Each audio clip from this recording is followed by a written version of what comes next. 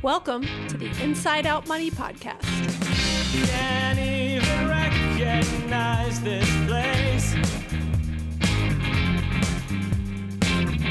Too many pieces of our past mistakes.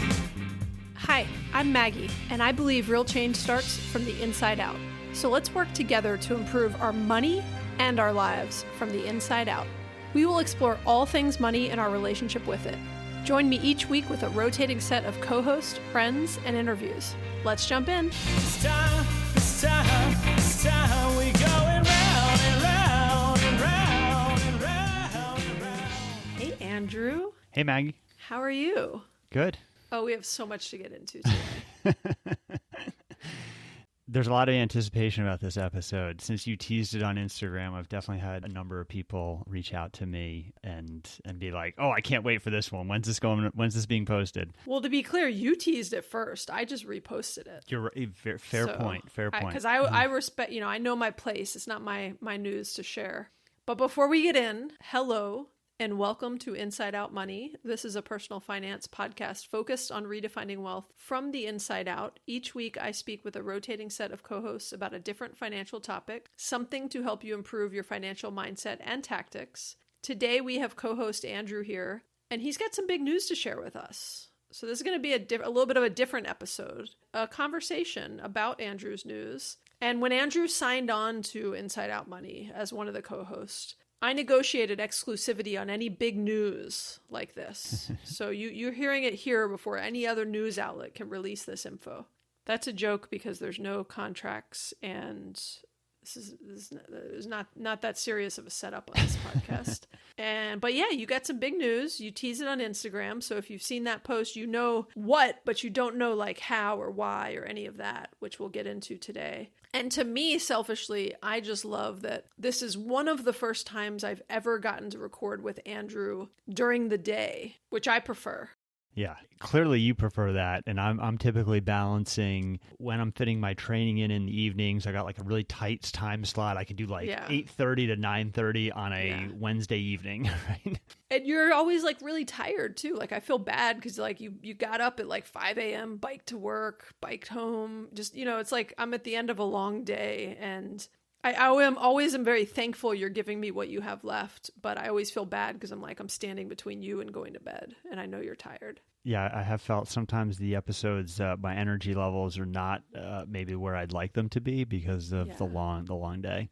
Well, I think you do a great job, all considering. Thank you. What's your news, Andrew, and why are you going to have more energy moving forward? Well, after 11 great years, I left Carter's last week, and I'm technically on call for a few weeks to help with some additional transition items. But Thursday last week was my last day in the office. So yeah, I walked out the building on Thursday. Well, for me, that's a big congratulations. Thank you. Like regardless of the circumstances or the specifics, I don't even care what they are. My response will always be congratulations. Because I know you're going to be like, okay, you're not like, real, we'll get into it. But like, I wouldn't say that if I'm like, oh, how's Andrew going to feed his family next week? Another thing, Andrew, you say 11 great years with Carter's, but you've been working for way more than 11 years, right? Like because we used to work together 20 plus years ago at Home Depot. Yep. And how many years have you been working in corporate America pretty much nonstop with no real break? Yeah, almost 25. Yeah. So it's funny when you say 11 years, I'm like, no. It's been like 25 years. 25 years. Yeah. Right. 11 years with one company. Yeah, 11 years with one company. But I started working in November of 2000. And my first job out of college. And then I've been super fortunate that I've really only had 1 4-week break between Astral Brands and Casemate. I got laid off from Astral Brands in the February of 2008 at the peak of the financial crisis. And I got super lucky and found the Casemate job, and I was only out of work for 4 weeks. I think I was literally on unemployment for just 2 weeks, and that's the only break I've had. It's been continuous for basically that 25 years. Well, it's funny that your first take on it was, I've been super lucky that I only had those 4 weeks. But what I was saying was the opposite of I get what you mean by yes, you're lucky to have had a job and not been unemployed for too long during those 25 years. But I was more saying too, you haven't had a real break during those 25 years, other than a vacation here and there. Yeah. And even those 4 weeks didn't feel like a vacation probably because you were looking for a new job. Correct. Right? You Yes. were a little more, there's like a different level of stress when you've lost your job and you're looking for the next thing. Right. Absolutely. Okay, so like tell us more about this. Yeah, so I'll start with, I'm going to provide a little background and context on our FI journey. That for our experienced veteran listeners, they would have heard some of this before, but for the new listeners, I wanted to provide some context. I won't talk much about things at Carter's due to lawyers and confidentiality clauses, but I'll point out to some publicly available information that sets the stage a little bit. And then finally, I'll talk about the most exciting part, which is looking forward to the future and kind of what my plans are. And that's the cool part. And certainly that's where most of the questions have been. Yeah. And that's what's exciting, right? Like what's ahead for you. Yeah. So what did, like your last day was, by the way, May the 4th be with you. Because Yes. I think people are listening to this on May 4th. But we're recording this a few days after your last day. What did it feel like packing up and leaving after 11 years at that company? You know, it's been a great run. I developed some amazing relationships with colleagues and now who I call friends, and so it's those relationships that I will miss the most. So I spent quite a bit of time walking around and just having conversations with those key relationships and people. But it was definitely a little weird. I'm not going to lie about that. It was, you spend so much of your waking hours at work thinking about work, and to pack it all up and say, all right, this is it. It was definitely a strange feeling. But at the same time, I was very optimistic about the future and kind of what that will bring. Yeah. Can I talk about the strangest part of you packing up? Yes, sure. You had to like pack up your underwear and stuff because I don't remember if we've talked about this on the podcast before, but because you cycle to work, you keep like fresh clothes in your office. Yeah, so I got a really good system in place at work where I have all of my clothes at work. I hate riding with a backpack or having stuff on me. And so I set up a system so the only thing I had to bring with me on the bike was my phone and my badge to get me in the building. And so all of my clothes, all of my cleaning, washing, all that stuff, toothbrush, toothpaste, like all of that was at work. I even had some of my bike supplies. So I had a bike pump in my office. I had some spare tubes, some spare CO2 canisters if I got a flat on the way to work or something like that. So it was I had to bring my suitcases in and pack everything up. Yeah, you like literally walked out with your rolling suitcases. Yes, I had my rollerboards. Yeah.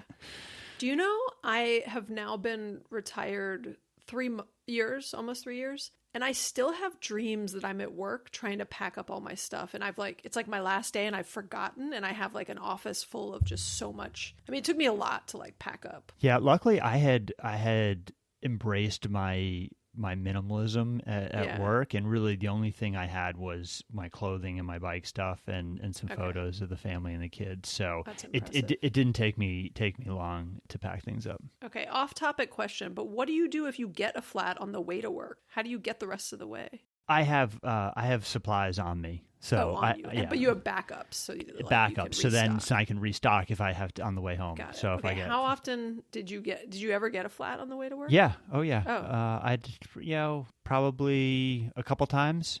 Okay. So. Yeah. Yeah. Okay. Well, that's impressive. I actually had a double flat once, and I had to call an Uber. And the Uber brought me to work, and then I actually double flatted and cracked both of my rims, so the bike was unrideable. Nasty pothole, took out both rims, and so I had to take an Uber to work, and then a colleague who lives near me was able to drive me home. Oh, that's really nice. Oh, like when you hit a pothole that does that much damage to your bike, like you're not damaged? Like you were fine? Yeah, I was fine. Okay. But it was a hard hit. Yeah. Yeah. That's probably like an expensive hit too. Yep. Yeah. I know someone in high school who I believe, unless they were not telling the full story, actually got like the county to pay for part of their bike repairs from hitting a pothole. I Is have that heard true? I have heard stories of that. I have not pursued that avenue. It feels like it'd be a lot of work. Like it's not Yes. a quick process. Correct. Okay. But he also had like, it was an expensive bike. So it wasn't just like, $100 Huffy that you're like, I'm going to need you to fix my Huffy. Do you even know what a Huffy is, Andrew? I do know what a Huffy Okay. is. Yes. Okay. Moving on. Who gets us off track here? I don't know. You have so much more time now to get off track in life, Yeah. Okay. Liz actually pointed out the other day that she is now the only co-host who has a job and that she was feeling a little bit left out. Yeah. That's Because, Erica recently got laid off. I laid myself off. So anyways, she's just like the only one that is yeah. working now. She's got to hold it up for all of us, because if we need help, she's the only friend we can go to ask to borrow money, Let's talk a little bit about the grand plan Yeah. and provide a little context on what this journey's been like for us. So And by us, do you mean like you and me, right? Well, I was Oh, more like Crystal and I. I know, I was just kidding. I figured you meant you and your family. Yeah. So for Crystal and I, we've been on the FI journey for almost 20 years now. It really started with, I've talked about it in the past, us listening to Dave Ramsey when he was on from 4:30 to 6:30 in Atlanta. I'd be in my car driving home from work and started listening to him, and we got aggressive about paying down our mortgage and paid that off. And then once we paid off the mortgage, we started investing in broad-based index funds, and really the formula is not rocket science. It's been very simple. We've lived on less than we made. As my career grew and my income increased, we really just kept the lifestyle in check. And as that income grew, we invested the difference into broad-based index funds, mostly VTSAX, for the past 13 years. It was pretty much 2011, 2012 when we really started investing heavily in VTSAX after the mortgage was paid off. So that those investments have performed extremely well through the bull market. Obviously, more recently, it's an interesting time for to have this discussion based off of the crazy swings in the market right now. Yeah, but speaking of that, I mean, you're zooming out and looking at right. how well it's performed over the past 20 years, not how, rough it's been over the past 2 weeks. Yeah, and so those investments performed well, and we had achieved generally roughly the FI just before COVID in that 2018, 2019 timeframe. So, Andrew, I'm very curious with Crystal. Like, I know, and Crystal, who is your wife, I know you have been on this journey for almost 20 years, like you said, and you're very into this. Like, you've always been. Somehow I never knew that when we knew, when we first started working together. But right. I kept a pretty low profile on that. Yeah. I wish it would have been very beneficial to me if you had kept a higher profile about it. But it was fun to like reconnect all these years later and share a bond over that. I'm curious, was Crystal as into it? Like, I know you said you started listening to Dave Ramsey, or was she kind of like just joined along for the ride, or was she like as jazzed about it as you were? Yeah, we're very different in that regard. She is not into this at all. I've always been the household CFO. We have very distinct quote job responsibilities within this household. I'm doing all the finances and the taxes, and she's doing a much heavier burden on raising the kids. And so we kind of lean to our strengths. And she, when I say from a partnership perspective, she has always been extremely frugal and disciplined when it comes to money, and so we've always been 100% aligned on that. We've never. That's really what I was asking. Was like you're not dragging her unwillingly along on this. No.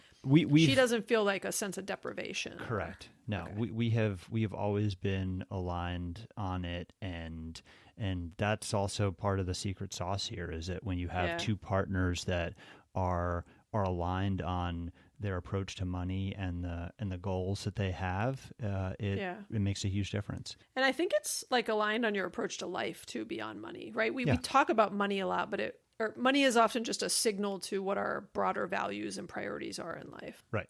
And she was an elementary school teacher for 20 years, and fortunately, because of our financial position, she was able to retire after 20 years when our son was born. And so having two kids in childcare didn't make a whole lot of sense, and we had the flexibility and the means for her to stay at home, and so she did that when Brendan was born. Well, I'm going to save this for later, but just so the listeners have something to be in suspense about, I really want to know what she thinks about you being home more now.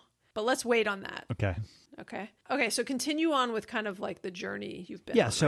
So coming back to COVID and how much of it was a life-changing event for lots of people. But for me personally, when I look back at the years, call it 2014, 2015 is when I started managing the international business for Carter's. And from 2015 through 2019, I'll say 2014 through 2019, those 5 years, I did an insane amount of travel. I was on the road for over 100 nights a year. I probably was going to 30 countries a year, approximately 12 international trips of 10 plus days once a month. And so that, and when you're in the moment and you're doing it, you don't realize the toll that takes on you physically and mentally. Yeah. I was doing zero exercise. I was eating not well because I was always in a hotel room or out with clients, and I was not seeing the family much. And just the overall lifestyle was just not good. Did it feel not good to you? Like, do you recognize now that it was not good, or in the moment were you like, this isn't sustainable? There were times where, we would do a trip where I do 7 countries in 13 days. And you'd come home from a trip like that, like an Asia trip like that, and you'd just be wrecked. And I felt like I was jet lagged for half the year, right? You're either adjusting in some country, you're jet lagged, or you're then adjusting when you're coming home. And by the time you get your clock back on schedule, it's like you're taking that next trip again. So It was super disruptive to everything. But yeah, and I had times where I thought that, hey, this may not be a great idea. Now, with 2020 hindsight, I definitely recognize it much more. Hey, I just realized 2020 hindsight has like so many other meanings now, because also I know you're gonna talk about COVID in a moment. But that was in 2020. It's crazy. Anyways, sorry. Yeah, and so early 2020, I had literally just finished up a big trip to South America in February, and COVID hit. And, obviously the world shut down. We all started working from home. And what was so interesting about the COVID experience was that it literally changed my life so much overnight. And it gave me a taste of a very different life. Now, obviously, there are so many horrible downsides of COVID, right? And the people that it impacted, and the trauma, and the whole world went through a terrible period there. But for me personally, to see what really a much more balanced life when it came to work did, it really reset my entire mental state around what was possible, what I wanted out of life, and just the balance that it provided, right? Being able to be home and have dinner, with my kids, or to obviously the cycling was a huge outcome of it. I started riding my bike again in May of 2020 after taking almost 15 years off, and that has fundamentally changed my life as well. And so that was big. And then as the world started to reopen, we started to gravitate back to the pre-COVID world. And it started with, at work, we're going back 1 day a week. Then we started going back 2 days a week. Then it went to 3 days a week. Then it went to 4 days a week. And then it went to basically 4.5 days a week, right? Like we technically were still Monday through Thursday in the office, but then I estimated every other Friday I was in for some meeting or something that needed to be done in person. And so while I was able to continue to ride my bike to work, which was essential for me to be able to get the training volume in that I needed, and I compared to other people, I didn't actually mind the commute anymore because I was riding my bike. I was going to be riding my bike regardless, and so the fact that I was doing it on my way to work or on my way home was fine for me. It almost felt efficient, you know? It was 100% efficiency, right? Yeah. Like for the past couple years, I've talked a lot about just ruthless efficiency. In order to get the training volume in that I need to compete at the level I'm competing at, along with the full-time job, you have to be ruthless with your time and have ruthless efficiency. And for those who don't have this context and maybe might be newer to the podcast, Andrew is a very impressive cyclist. He's won, like, what do you call these things you've won in the Masters division? 9-time national champion. He's a 9-time national champion. Yeah. You stand on the podium and there's like teenagers and like young 20-year-olds standing next to you. And you're how old now? 47. 47. Yeah. Yeah. Yeah. So I'm training 20 hours a week, 20,000 miles a year on the bike. And so when you factor in the amount of time management you need to do in order to put that together, it's very challenging. So the world kind of started gravitating back to those pre-COVID habits and a lot of the benefits that we enjoyed during the COVID time period in terms of just the time and the better balance. Some of those started slipping away. Now, the international travel for me didn't go back to what it was. I don't think it ever will be, right? It's the CFOs of the world don't want to put those travel dollars back in the budget, right? When you become accustomed to not having it in there, it's very hard to put them back in. But I started doing a bunch of domestic travel as well, and while it wasn't, the number of nights that I was on the road, it was not as high as it was previously. It's still more international travel. I mean, it's still more travel that is, time away from home.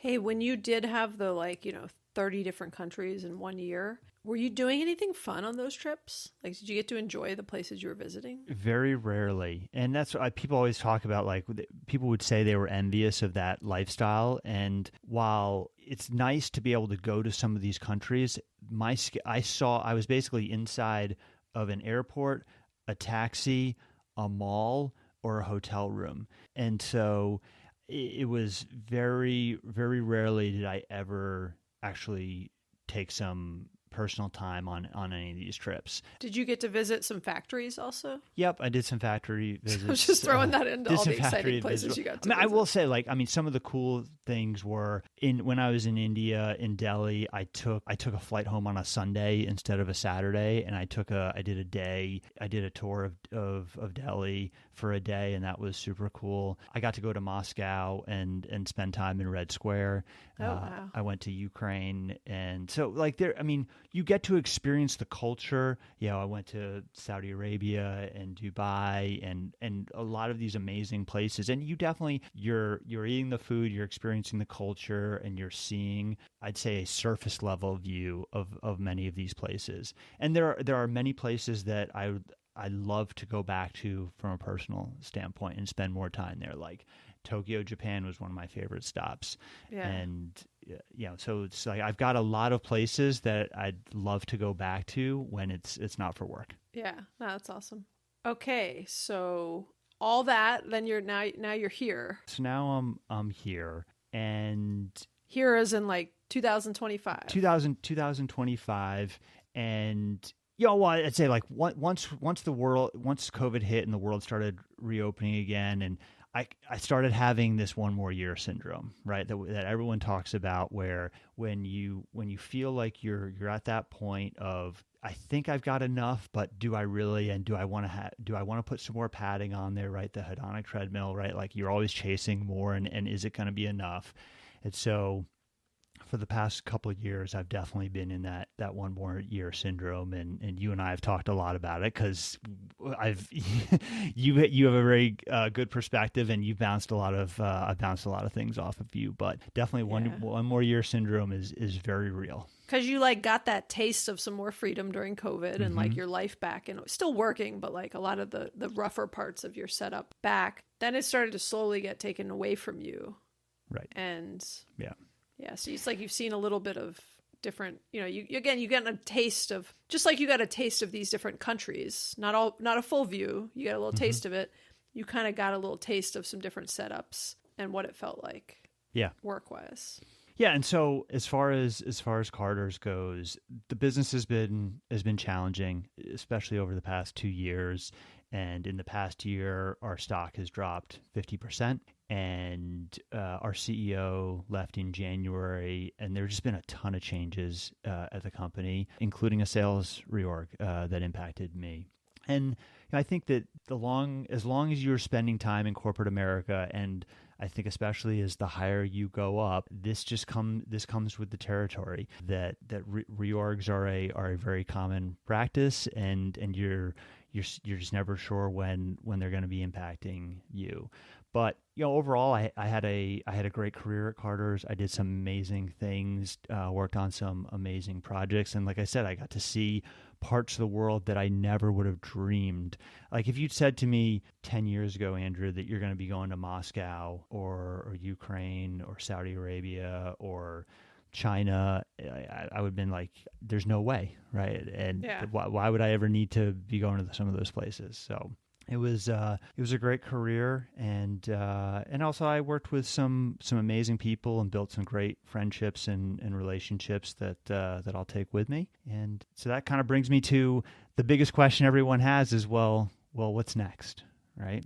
And so as I think about the future, I haven't made any firm decisions yet. I'm exploring a couple different paths right now.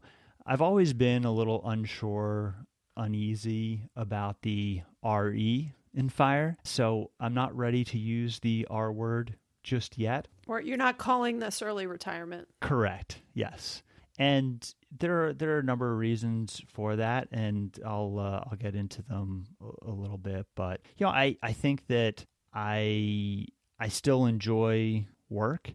I still enjoy contributing, but I want it to be maybe on my own terms, right? So as far as the different paths that I'm considering, path one is the easiest one, which is, hey, I stay on my current path and I explore options for another corporate role in Atlanta. And the Atlanta piece is key. Crystal has made it very clear to me that there is no role in the world that could come up that would convince her to say, yes, I think we should move for that. So there's literally nothing in the world where she would think that is a good idea. And okay. I'm definitely respecting that. We made 2 very big moves for my career that she was adamantly against. Oh, I didn't know she was against them. Oh, yeah. Because I was going to say, y'all don't have family in Atlanta. Nope. So I was surprised that she was. I mean, I love that you guys are tied to Atlanta, but I would have thought you might be open to. Yeah. So the first move was when we were in Boston, and her whole family is in Boston. She grew up in Boston, would still be there, I think, if she had not met me. And so the first move was from Boston to Burlington, Vermont, when I started working for Burton Snowboards. And that was a move. That Burton Snowboards was my dream job, and I couldn't say no to that. And then 5 years later, when I was at Gardeners.com, Home Depot started recruiting me, and Crystal was at the time getting her master's degree at the University of Vermont, and I kicked off World War III when I said to her I was considering the job at Home Depot, and it almost broke us. It was really a really tough decision, but I knew that it was such a big opportunity for my career that I had to take it, and it put a lot of strain on the relationship. We were not engaged at the time. We did a lot of flying back and forth between Atlanta and Burlington. So I completely respect her decision or her position now that we're not leaving Atlanta. And Yeah, so you got roots here. And the kids we got are roots happy here. and- We yeah. bought this house a few years ago specifically for our kids to be in this school district, right? Yeah. And so we're here. And so I'm being realistic about the types of senior level roles that are based in Atlanta for consumer product goods companies that have a need or a desire for international business. They're few and far between. And so I'm being realistic about that. They're also few and far between. If one of those jobs did exist, it's going to come with a lot of strings and expectations, especially an international one, right? It's Correct. likely going to come with more travel. It's more than you're doing now. I mean, it's likely going to come with just long hours. And like, yes, you could set some expectations around, the schedule and the balance you're looking for, but and at the same point, I'm not saying no, there's no way I would ever consider a job back in corporate America. If an interesting role were to come up, I'm going to explore it. yeah, that's fair. And I think that's the right mindset in many ways, Yeah, and I feel good about that position, that if something interesting comes up, I'm going to explore it, but I'm not going to take something that is not interesting just to go back into corporate America and have a traditional job again. Well, let me ask you a question related to that, Andrew. Does that mean you will proactively look for something interesting, or will it only be if it comes to you? I am going to proactively look, and Just that's because you're curious? because I'm curious. Okay. Yes, and so I am. I've updated my resume, and I've started looking around at what companies and roles might be out there, and so I'm not going to sit back and not look at anything. So it's probably a little bit of curiosity is driving that, but like you said, I think it's going to have to be a very interesting opportunity to convince me to go back to it. Yeah, I'm going to make a comparison to it's kind of like you're newly single and you're like, I'm going to look at the dating apps. I'm going to see what's out there, but I'm also happy alone, right? I'm happy with the way things are now, Yeah, and I think, I may have a very different answer 6 months from now. Yeah. Right. After I see how the other paths pan out, and I may say, 6 months or a year from now, you and I may be having a very different conversation that says, hey man, I can't imagine going back and doing what I did. Right. I can't. Which I know is where you're at. Yeah. So I mean, I was about to say, arguably many people who, early retire might have the same kind of option path that you're saying of like I could have said, yeah, if the right thing came along, if the perfect thing came along of I don't know, there's some vegan startup that was and if that came along, but actually I don't think I would say, I think I was going to say anyone could say that, but I'm not sure I would have said that then. And I don't know that I would say that now. I might say that when my kids go back to school. yeah. But I do think, the idea of you can't predict what's going to happen, and you can't predict how you're going to feel in a few months, and things are going to evolve. But I say you can't predict, but I'm about to predict. I think you're going to get addicted to the time and the freedom. I could be wrong, but we'll see. That's where my money's on. Yeah. The 5-hour ride I did yesterday in the morning was nice. Yeah. Was it different than a commute ride? Yeah, absolutely. I left at 8:00, went out for 5 hours, and came home and ate lunch. Right. Yeah. It was a beautiful day in Atlanta, and that was a good taste. Are you riding on like different types of roads too that are like less crowded, or? Well, just riding on a Monday in the middle of the week, in the middle of the day, there's much less It's traffic. just, it's like versus like rush hour. Rush hour, yeah. right. All right, so then that brings me to path 2, which is probably the more interesting one, right? And so over the past 2 years, I've started coaching, and I've built up that business to about 10 clients. And I'm mostly coaching cyclists and triathletes, but I've also done some financial coaching as well. And with the coaching, I've figured out that I really enjoy it, and it's something that I think I'm good at it. I've got a lot of knowledge in these specific areas where I'm coaching people, and I just get a lot of satisfaction from helping other people with their training and their plans and helping them achieve their goals. And so it's something I want to do more of. And I've been very intentional about not doing any marketing around it. When I had a full-time job, even though I do it on Sunday evenings when I have calls with my coaching clients, I didn't want to talk about it that publicly while I still had a full-time job. And so I've intentionally not done any marketing around it. And all of my athletes have come to me via word of mouth or existing athlete referrals. And that's a great business model. And if I can continue to get the word out that, hey, now I'm more available to do coaching and I can grow that business to 20, 30 clients, that would be a great outcome of this. Yeah. So do you have plans to proactively market it now? Yeah, so I've set up the infrastructure. I just have Andrew Knight Coaching LLC set up, and I've done all the segmentation. So I've got the bank account set up, the credit card processing, all of that. But I have not done any branding around it. So my first step is to think about a name for the coaching company and I can start branding it. And one of my decisions is how do I actually execute the branding on it, and do I keep it focused on cycling and triathlon, or do I make it more broad-based? Mm-hmm. What's interesting about the cycling and triathlon coaching is that many of my clients have started asking me about adjacent categories, things like overall health and nutrition, right? I spend a lot of time talking with my athletes about nutrition because it's such an important part of cycling and triathlon.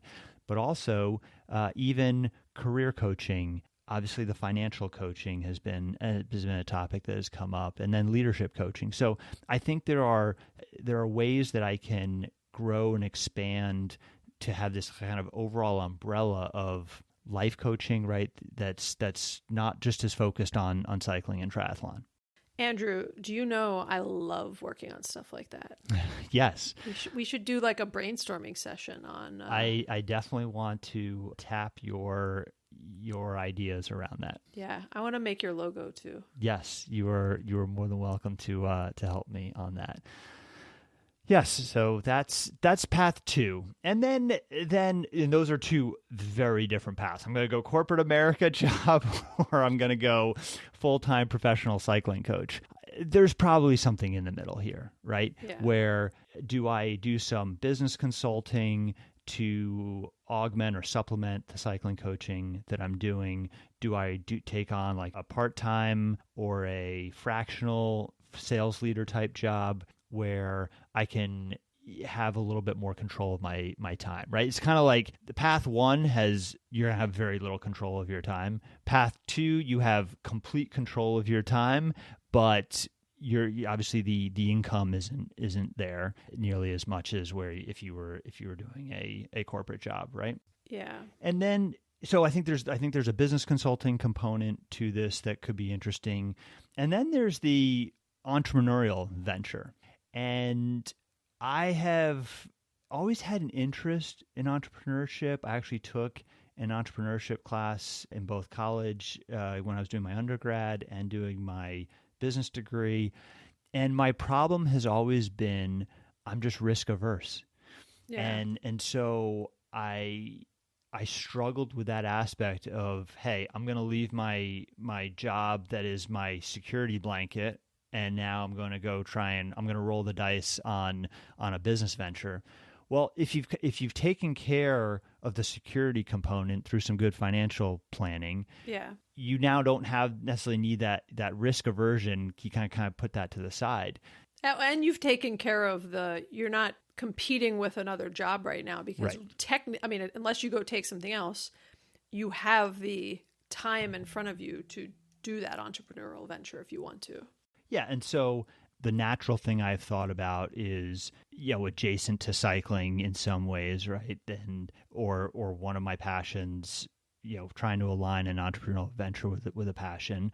Or there's an entrepreneurial venture. People talk about these boring businesses that are interesting, and the boring businesses can sometimes be be a great challenge. And so, just something along the entrepreneurial route is I could see myself pursuing something like that.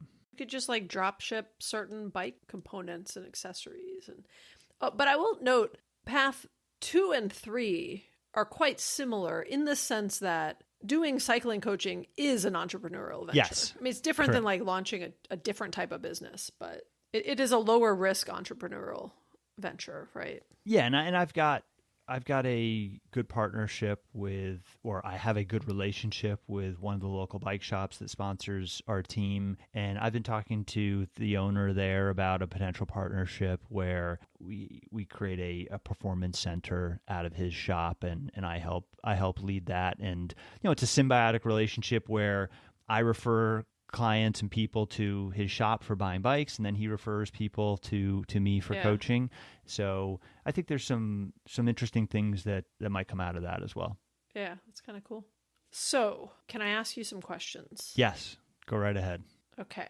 One thing I note in common about all 3 of the paths, and you're kind of giving some examples of like, you don't know where the future's going to take you, but these are the 3 paths you can imagine, and that might become choices and decisions you need to make, and things that could evolve into over the, coming weeks and months and years. But all of the paths you've outlined have some aspect of making money. And so you are in the headspace of, you kind of almost still have a little bit of one more year syndrome, right?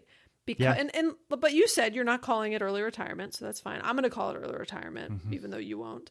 But you're in the headspace of still making money, even though you've surpassed what was once your fire number, right? Can you talk about that some? I think I'd probably characterize it as coast fi. Okay.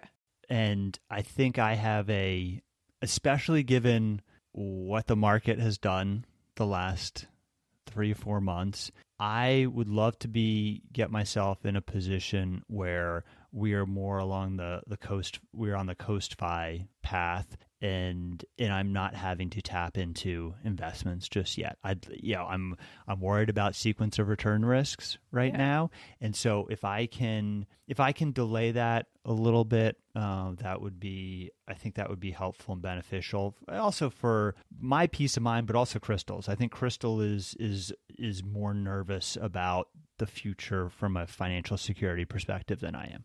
So when you say that, Andrew, I'll be honest, it kind of gives me like some level of insecurity, because I know you have more money than I have, because we've, shared numbers with each other. So then when you say stuff like that, I'm like, oh, should I be a little more worried about sequence of returns risk? And I think my response to that would be, I am generally very conservative in nature, and I am, I'm trying to pad the number. Well, it's a good response, but it's a good example of how emotional the decision is also, because it is obviously like people have numbers in their head, but then you also have to be not in the right headspace, but like there's a gut instinct to where the amount that makes you feel comfortable based on your level of risk tolerance of just like how you feel about, where things are at, and also what you want to pad your number for, right? Like that's why I always get questions from people that are like, what's your FI number? What number did you, and I'm like, it doesn't matter what my number is, right? Because it's all based on, your expenses. If you're doing the basic 4% rule, right? Your annual expenses times 25, which gets you to the, 4% withdrawal rate. But ultimately, like, that was my number plus padding for various things that kept me up at night, right? And the things that, quote, keep you up at night and the things that keep me up at night might be different, right? I think, yes, it is very personal. And I think that maybe my perspective would be different if we hadn't spent over $200,000 last year because of this crazy backyard project that we had to do and all of that. So it was not the combination of a super high expense year, much, much higher than we've ever spent before, combined with the market taking a huge tank, right? Yeah. Like, I mean, a year from now, I may be in a very different frame of mind if suddenly we get some normalcy to the economy and that things are looking a little bit more positive. Yeah. Right? No, that's a great point. And quite honestly, I was way more afraid of things when I left than I am now, right? I have 3 years under my belt of like feeling and seeing and like experiencing this and seeing what's happening with my money, even with the market being down recently. And I think I'm just really excited. I'm excited for you because this is a step towards, I think, I don't want to say like a better life, but it's a step towards things that are more in the direction of where I think you want to spend more freedom of your time. and controlling of my time. Yeah. Right. Absolutely. Yes.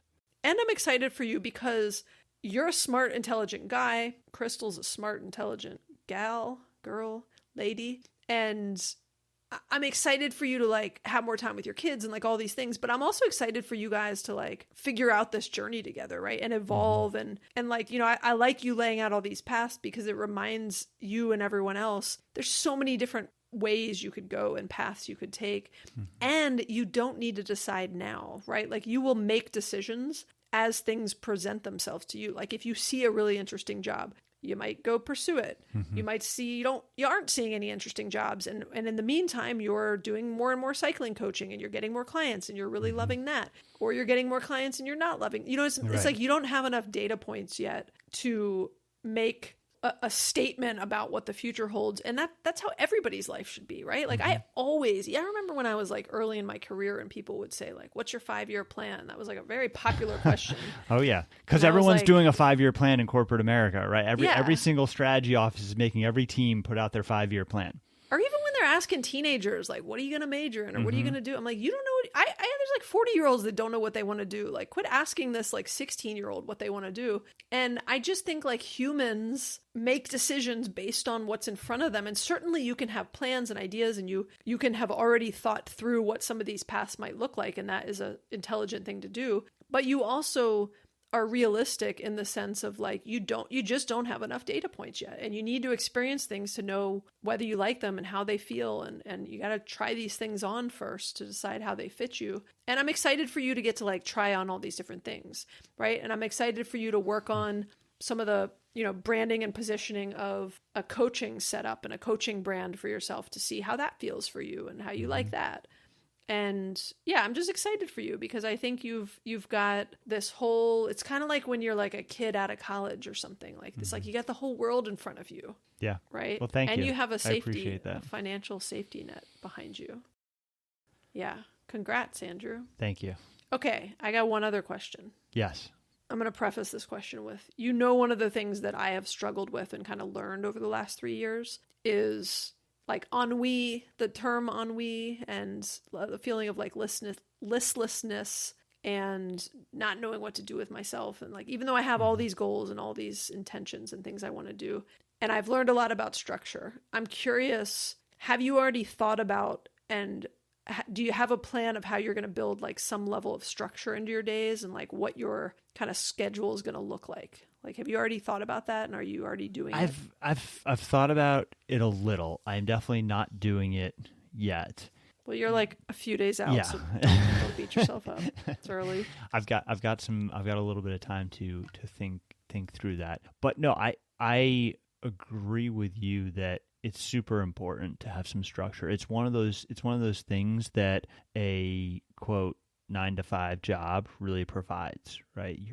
It provides that core structure of your day.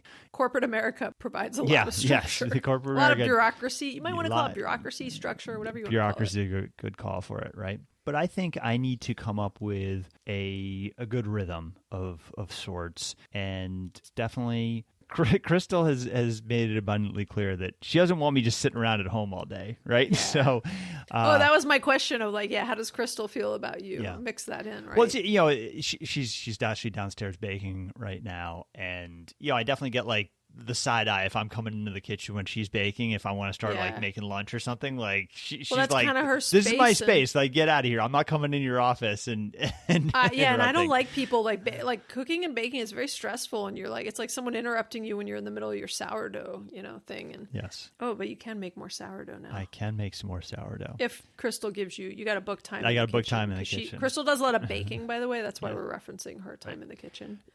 So I think there will be some structure definitely around my cycling training, and I intend to do more training during the week and a little bit less on the weekends, although that's where a lot of the social and group rides and the races are on the weekends. So it's not like you can completely get away from that, but I do intend to try and swap the training to be more weekday focused than weekend focused. And I think that I want to be very cognizant of social interactions as well. And while I have lots of conversations with all my clients, that's good social interaction. But I think I need to make a more conscious effort to reach out to people to have lunch with, and have just some more social interaction outside. Like Crystal's super heavily involved with the schools, and she's on PTA and all that, and so like that's her social outlet.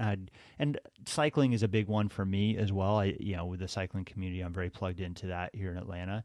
But I also want to make sure that I make time for some of the social interactions. Hey, I would encourage you, just as like an experiment, even to do like one volunteer thing with one of your kids' schools. Like there are not enough dads that get involved. I do a lot with the kids' schools too, and there's just like not enough men around. And Greg was saying something the other day, and he was like, "Oh, I really want to volunteer to help with the 8th grade dance," and like. And I was like, yeah, no, you should. And I was like, he didn't even know who to reach out to. And I was like connecting him with who he should reach out to. And I think it's good to have some goals to like try some different things. And again, like try them on, see how they feel. But because you can also build some cool social relationships through, your kids and other parents. And which I have almost none of that. Yeah. They probably didn't realize your kids have a dad. They're like, wait a minute, There's actually a few people in my neighborhood where like I know the mom and the kids really well, and I'm like, I've never seen it'll be around the pool or something, and they'll talk about their husband, and I'm like, yeah, I'll believe it when I see it. Never seen him. Yeah, could be real. Maybe so I want to try and avoid being that guy. Yeah, exactly. So yeah. But yeah, I think it's fun to like give yourself some challenges and then also I remember at one point I would do every week there's somebody I need to reach out to, even if it doesn't end up like that week making a, lunch or something, but once a week I have to reach out to somebody, someone I used to work with or somebody that I haven't seen in a while. And that I enjoy, because there's always people that like we enjoy spending time with. Like we play pickleball with some people we used to work with. Yeah. Like, I'm waiting for that invite. Yeah. You got to initiate it. Now you're going to be, I also notice I'm stereotyping, but a lot of guys are less good at initiating those hangouts too. Oh, yeah. Like I know Greg is not the initiator, but it's like, I always joke, I'm like, I got to make play dates for sometimes we'll joke that we have to make play dates for our husbands. We're like, we're going to have to organize it for them to hang out.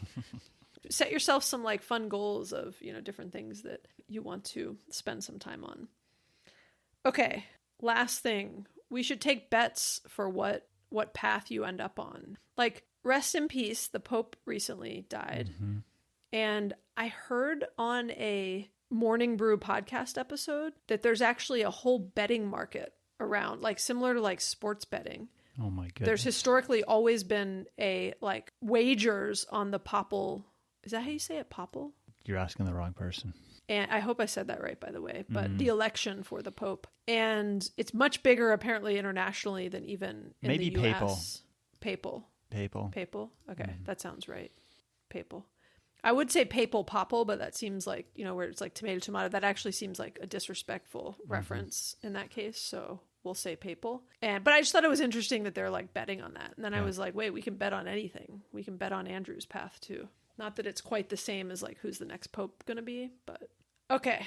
Maybe I'll close with one final thought, and it's a quote that I found on one of the subreddits. I think it was either on Fat Fire or Chubby Fire, but it's something that has really stuck with me. And this is obviously coming from a place of privilege, and I'm very fortunate for us to be in the position we are in. But the quote is, at some point, you're trading time you don't have for money you don't need. And that is stuck with me. And so Yeah. That's why I'm pro path 2 or 3 for Right. you. Yes. Because I agree with that, and I'm on the other side of that, right? And that was kind of my observation of like, you're in the headspace of still thinking about making money, and I want you to enjoy this The fruits time of that my you've labor. worked. Yeah, you've worked so hard for it, so I want you to enjoy it. Right. You want to know who that quote is attributed to? Who? It took me a quick Google. I thought it was actually Vicki Robbins, but it's Warren Buffett. Really? Yeah, that's what Google says. Wow. Yeah, no, it is pretty. Who knows? But either way, Yeah. it's a great quote. It's a great quote. And yeah, I think that's a good thing to close on. And I will just keep saying congratulations to you, because I am just excited for what's ahead for you on this journey. And like I said, you're a smart guy, and you'll deal with, as new information comes into your life and you have new experiences, you'll make assessments and evolve. And I'm confident that you will continue to build a really cool life. You know that there's a famous quote by Mary Oliver that is, "Tell me, what is it that you plan to do with your one wild and precious life?" And I just think of like, this is a wild and precious life we have been given. And I'm excited to see you you worked so hard to get to this point, to be able to feel okay in this moment and not financially stressed in this moment. And I'm just excited to see where you evolve and what you and Crystal and your whole family does with your, one wild and precious life. Thank you. Yeah, you're welcome. We've almost turned this into a Liz episode because we just crossed the hour mark. We this have. is We have. Well, on that note, thank you all for listening. I hope you guys are excited to be in the know and hear Andrew's news. You can always leave us a written review on Apple Podcasts. That's what Andrew wants to do to celebrate his Phi not re that he's doing right now. We really appreciate it. We also encourage you to share this episode with a friend or family member to encourage ongoing discussions about money. You can also subscribe to wherever you listen to podcasts. If you have thoughts or questions, we'd love to hear from you. And you can leave a voicemail or text us at 404-981-3370 or hit us up on Instagram. Yeah, and any messages you send there, I always screenshot and send them over to Andrew, so you can send him over some congratulations, or you can leave him a congratulations in an Apple Podcast review. But really, the best thing you can do is share this episode with somebody. So if you got someone else that's like thinking about, early retirement or just, different pivots and paths in life, it's I think helpful to hear other people talk through things. So thank you, Andrew, for sharing this news and just like where your headspace is at and what you're thinking about. And yeah, thanks. Thanks, Maggie. Okay, bye. Bye. We go